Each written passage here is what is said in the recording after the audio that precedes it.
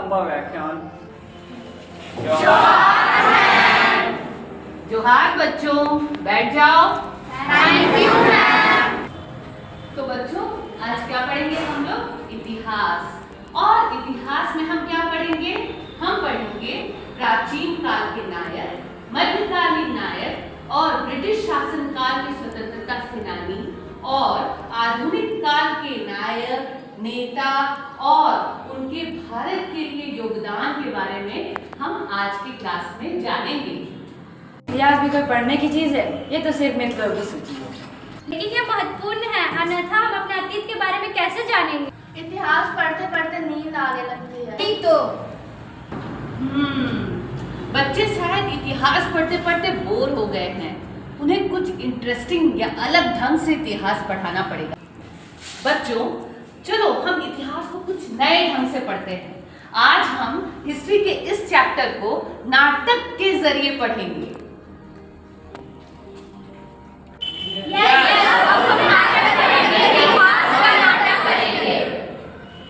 रोहन, तुम प्राचीन काल और मध्यकालीन नायक, राजपूत योद्धा और मुगल सम्राट अकबर का प्रतिरोध करने वाले महाराणा प्रताप बनोगे। Okay ma'am. प्रिया, तुम गोंडवाना की एक योद्धा रानी जिसने मुगलों का जमकर विरोध किया, रानी दुर्गावती बनोगी। Yes ma'am. अमन, तुम ब्रिटिश काल के स्वतंत्रता सेनानी क्रांतिकारी भगत सिंह बनोगे। महेश, तुम भारतीय संविधान के निर्माता और दलित अधिकारों के लिए आवाज उठाने वाले और समाज सुधारक डॉक्टर भीमराव अंबेडकर बनोगे। Yes ma'am. तुम आधुनिक भारत के नायक, भारत के मिसाइल मैन, जिन्होंने परमाणु और अंतरिक्ष कार्यक्रमों में अपनी महत्वपूर्ण भूमिका निभाई है, वो डॉक्टर एपीजे अब्दुल कलाम बनोगी। Yes ma'am, I am a missile man. तुम इस पूरे नाटक के लिए स्टोरी टेलर, कथावाचक मतलब सूत्रधार बनोगी। लेकिन टीचर, मुझे एक्टिंग पसंद नहीं। हाँ, तुम्हें एक्टिंग नहीं करनी। कथावाचक जो होता है वो कहानी को बांधे रखता है, उसे सूत्रधार भी कहते हैं। मतलब कहानी के सारे सूत्र मेरे हाथ में रहेंगे? Of course. शिक्षा में रंगमंच कला अभिव्यक्ति का सशक्त माध्यम है। समग्र शिक्षा में महत्वपूर्ण भूमिका निभाना यह रंगमंच कला की खासियत है। रंगमंच अभिनय मात्र नहीं, यह कथावाचन, अभिव्यक्ति और सहयोग को एकीकृत करता है, जिससे सीखना अधिक रोचक और प्रभावी हो जाता है। तो आओ बच्चों, हम रंगमंच पर खुद को अभिव्यक्त करें। अब मेरा रोल खत्म। अब इससे आगे शिक्षिका का रोल तुम्हें निभाना है। मैं शिक्षिका मेरा। हाँ, चलो अब किसी को महाराणा प्रताप बनना है, किसी को भगत सिंह बनना है, किसी को रानी दुर्गावती बनना है। थोड़ा थोड़ा मेकअप कर लिया जाए। मैं आपकी न्यू हिस्ट्री टीचर। आज का हम हिस्ट्री का चैप्टर नाटक के जरिए कंप्लीट करेंगे। शताब्दी के उत्तरार्ध के मेवाड़ के महान राजपूत शासक थे महाराणा प्रताप। उनका सफर युवा राजकुमार से लेकर एक लीडर योद्धा बनने तक का रहा।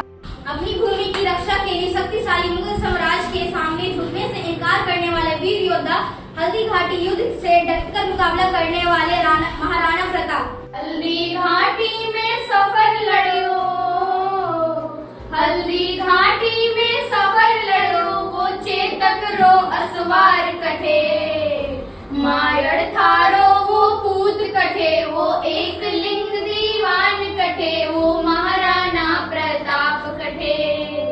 हल्दी घाटी में सफर लड़ो, हल्दी घाटी में सफर लड़ो, वो चेतक रो असवार कठे, मायड़ थारो वो कूद कठे, वो एक लिंग दीवान कठे, वो महाराणा प्रताप कठे, वो महाराणा प्रताप कठे। हो सकता है मैं अपना भाग्य ना बदल सकूं, लेकिन इतना तो निश्चित है कि मैं अपने दुश्मनों का भाग्य जरूर बदल सकता हूँ। जब तक इस राजपूत की सांसें चलती रहेगी, तब तक कोई मुगल मेवाड़ मुझसे जीत नहीं पाएगा। हमारी आत्माएं तुम्हारी सेना से अधिक मजबूत है। हम सत्ता के लिए नहीं बल्कि अपने स्वतंत्रता और अपने धर्म के लिए लड़ेंगे।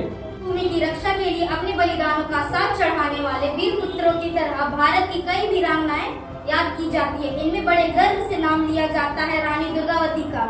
5 अक्टूबर 1524 दुर्गाष्टमी के दिन जन्मी रानी दुर्गावती जबलपुर के निकट स्थित महोबा के प्रसिद्ध चंदेल वंश की वंशज और गढ़ामंडले की गोड साम्राज्य की रानी थी। रानी दोनों हाथों में तलवार लेकर बड़े साहस और कुशल नेतृत्व से मुगल साम्राज्य की ताकत का सामना करती थी।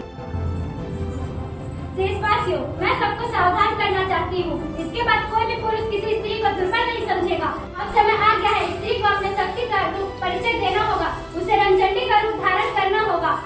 हम भी अपने राज्य की रक्षा कर सकते हैं, यह दुनिया को बताना होगा। मैं राज्य की सारी महिलाओं का आह्वान करती हूँ कि आओ हम सब मिलकर इस दुष्ट मुगलों का सामना करें और याद रहे हम सर झुका कर नहीं सर उठा कर चलेंगे। जय भारत, जय गोंडवाना। सिंह एक क्रांतिकारी स्वतंत्रता सेनानी थे। उनका जन्म 28 सितंबर 1907 बंगा पंजाब में हुआ था। उन्होंने भारतीय कैदियों के लिए बेहतर परिस्थितियों की मांग को लेकर जेल में 116 दिन तक भूख हड़ताल की। भगत सिंह एक निडर देशभक्त क्रांतिकारी विचार और छोटी उम्र में सर्वोच्च बलिदान देने वाले सेनानी थे। आखिर उन्हें 23 मार्च 1931 को 23 वर्ष की आयु में राजगुरु और सुखदेव के साथ फांसी दे दी गई। पर उनका एक एक शब्द आज भी हमारे कानों में गूंजता है। वह कहते थे, रंग दे बसंती चोला मेरा, रंग दे बसंती चोला मेरा, रंग दे बसंती चोला मेरा, रंग दे बसंती चोला।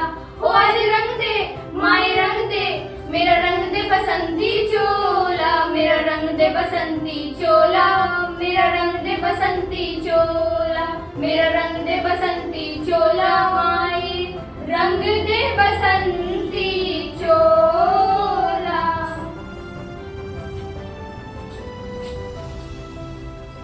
वे भले ही मुझे मार सकते लेकिन मेरे विचारों को नहीं मार सकते।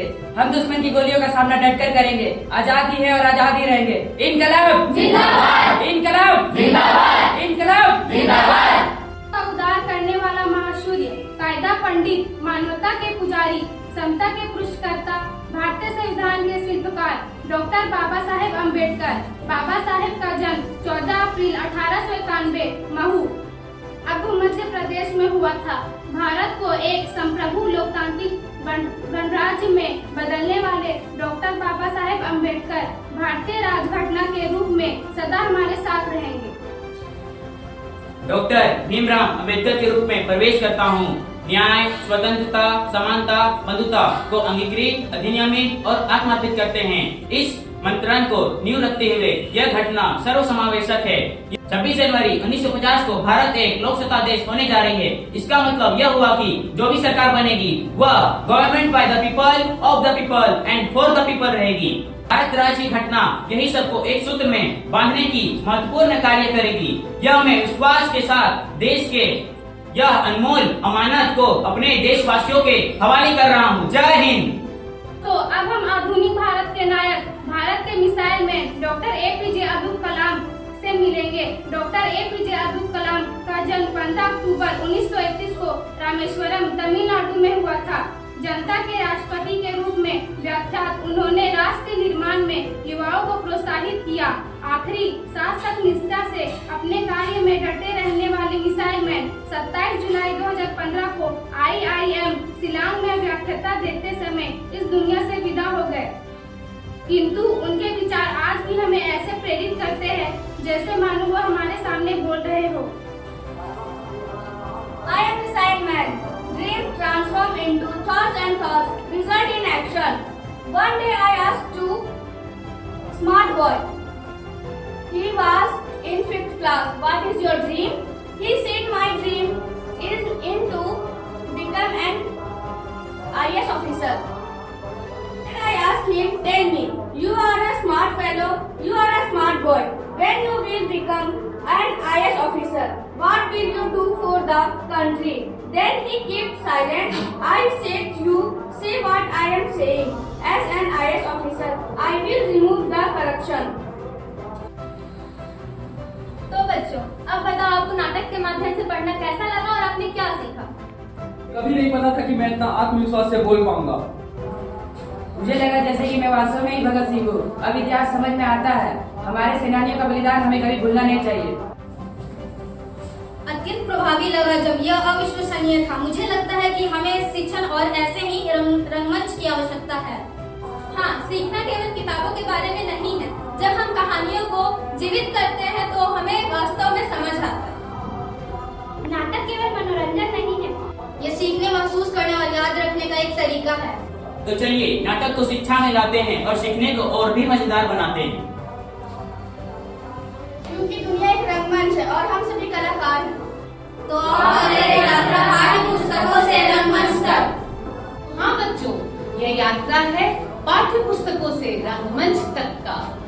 रंगमंच कला और अभिव्यक्ति को अभिव्यक्त करने का सशक्त माध्यम है। रंगमंच किसी विषय को स्वतंत्र रूप से व्यक्त करने के लिए प्रोत्साहित करता है। रंगमंच कला ही ऐसी है जो भावनाओं को समझने में मदद करती है। टीम वर्क और समस्या समाधान कौशल को बढ़ावा देती है। सीखना आसान हो जाता है। रंगमंच एक ऐसी कला है जिसका उपयोग इतिहास, साहित्य, यहाँ तक कि विज्ञान आदि विषयों को नाटकीय रूप से पढ़ाने के लिए किया जाता है। आज का दिन बहुत खास है।